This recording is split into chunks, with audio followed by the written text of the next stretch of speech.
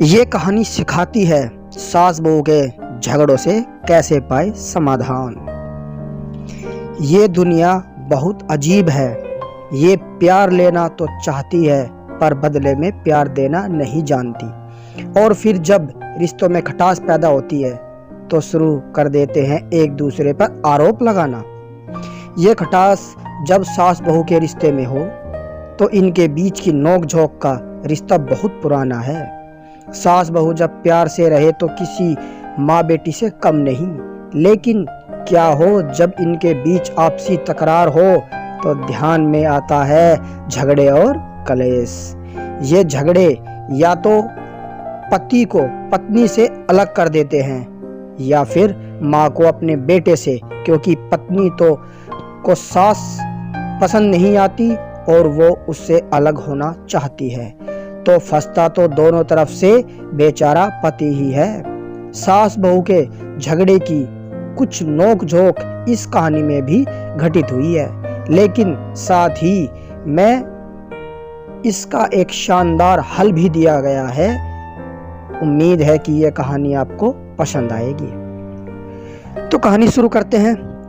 हाल ही में नैना का विवाह हुआ था और अपने पति और ससुराल वालों के साथ एक जॉइंट फैमिली में रहना शुरू कर दिया था। कुछ दिनों के बाद उसे पता चला कि वह अपने सास के साथ नहीं रह सकती। नैना की सास रूढ़िवादी थी जबकि नैना आधुनिक जीवन शैली जीने वाली लड़की थी। जल्दी ही उनके बीच झगड़ने होने लगे। कई महीनों के बीत जाने के बाद भी दोनों में से कोई भी अपना व्यवहार बदलना नहीं चाहता था। समय के साथ साथ नैना और ज़्यादा आक्रामक हो गई और उसे अपनी सास से नफरत होना शुरू हो गई।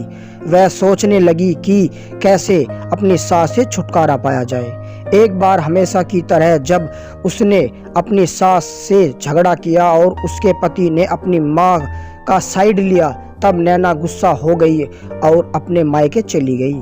नैना के पिता एक केमिस्ट थे। उसने अपनी पिता को पूरी बात बताई। उसने अपने पिता से कहा कि उसे कुछ जहर दे ताकि वह अपनी सास के खाने में मिलाकर उससे छुटकारा पा सके, नहीं तो वह अपने पति के घर वापस नहीं जाएगी। नैना के पिता को यह सब जानकर काफी दुख हुआ और उन्होंने अपनी बेटी से कहा, अगर तुम अपनी सास को जहर देती हो तो तुम और मैं दोनों जेल जाएंगे। ऐसा करना ठीक नहीं है। लेकिन नैना सुनने और समझने की हालत में नहीं थी।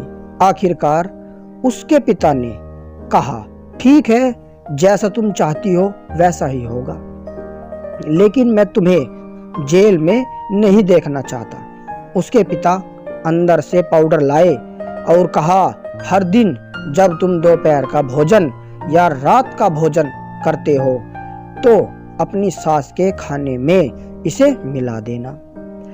इससे धीरे धीरे कुछ महीनों में वो मर जाएगी और लोग सोचेंगे कि वह प्राकृतिक रूप से मरी है।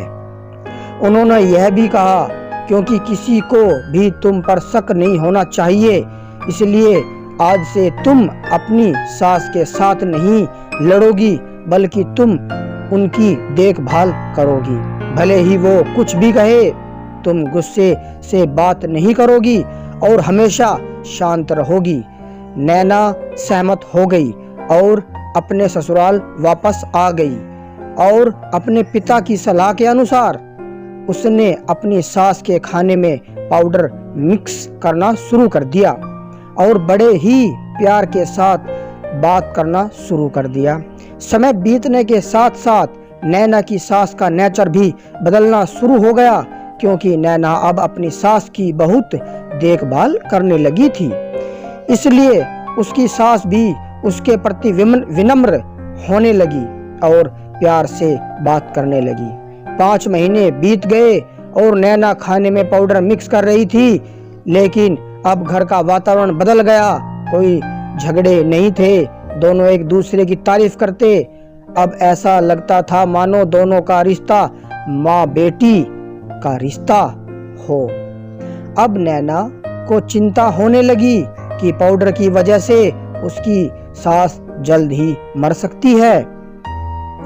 वह अपने पिता के घर पर गई और उनसे कहा, पिताजी कृपया मुझे उस जहरीले पाउडर के प्रभाव को ठीक करने के लिए इलाज बताएं। मैं अपनी सास को खोना नहीं चाहती। वह मेरी माँ की तरह है और मैं उससे अब बहुत प्यार करती हूँ। उसके पिता मुस्कुराए और कहा, कौन सा जहर? मैंने तुम्हें बस एक स्वीटनर दिया था। नैना हैरान थी और उसने अपने पिता से पूछा कि उन्होंने ऐसा क्यों किया। पिता ने कहा, बेटा अगर तुम किसी दूसरे इंसान से प्यार चाहते हो तो तुम्हें भी उसे प्यार देना होगा। रिश्ते एक गाड़ी की तरह होते हैं और हम उन पर लगे पहियों की तरह। जब तक सभी पहिए ठीक से आगे नहीं बढ़ेंगे तब तक गाड़ी ठीक से नहीं चल सकती। इसी बात का एहसास दिलाने के लिए मैंने ऐसा किया और तुम्हें अपनी सास के प्रति नम्र रहने को कहा। तुम्हारी अच्छाई देखकर उन्होंने भी अपने आप को बदला और तुम्हें समझना शुरू किया। तुम दोनों ने एक दूसरे के लिए अपने आप को बदला। यही कारण है कि तुम अपनी सास के लिए आज मेरे पास भागते हुए आई हो। नैना अपने पिता की बात समझ चुकी है और आप समझे या नहीं? मोरल ऑफ द स्टोरी, सास बहू के झगड़ों का समाधान। समझोगे कुछ? हर इंसान अपनी परिस्थितियों का शिकार होता है। यह अक्सर कई मतभेदों को जन्म दे सकता है। हालांकि हमें एक दूसरे को समझने की कोशिश करनी चाहिए और एक दूसरे के साथ एक स्वस्थ संबंध बनाने के लिए थोड़ा अपने आप को भी बदलना चाहिए। और जब इस तरह के मतभेद रिश्तों के बीच उठते हैं तो उनके प्रियजनों का कर्तव्य है कि वे उन्हें शांत रखें और सही रास्ते की ओर मार्गदर्शन करें। हमारी वीडियो को लाइक, शेयर और चैनल को सब्सक्राइब करना ना भूलें और हमारी वीडियो आपको कैसी लगी कमेंट्स करके ज़रूर बताएं।